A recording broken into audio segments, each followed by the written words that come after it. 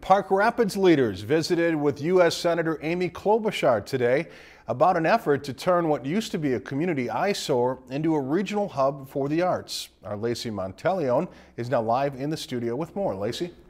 Well, Dennis, the Armory in downtown Park Rapids has been vacant for about 20 years. It's seen quite a bit of revitalization in the past few months, but local leaders still have big plans for the building.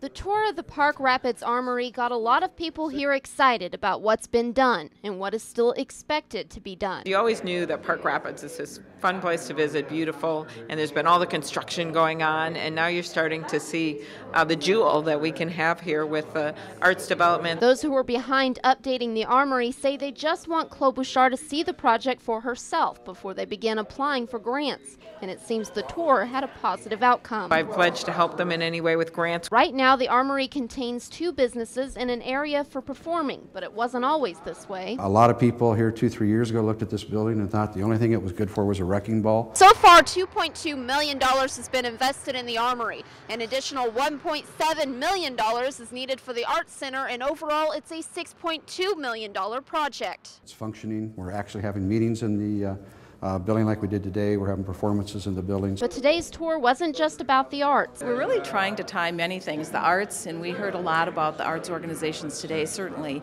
but tying that along with our business development in the area, with the new restaurant, the retail part of it, and looking at, I think, a very holistic development. The hope is that more and more people will want to come to Park Rapids, and Klobuchar says the senior population may double over the next 15 years. They call it the silver tsunami, and so you're going to see more and more retirees, some of whom are able to move to a lake place. Collins says if everything at the Armory goes according to plan, there will be less cause for getting discouraged on rainy days. Too rainy, too stormy to get out in the lake, they can come in here and get their hands gooey with modeling clay.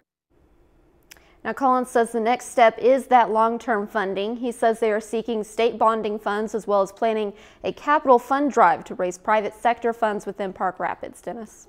Okay, thanks, Lacey, for the live report from our studio tonight.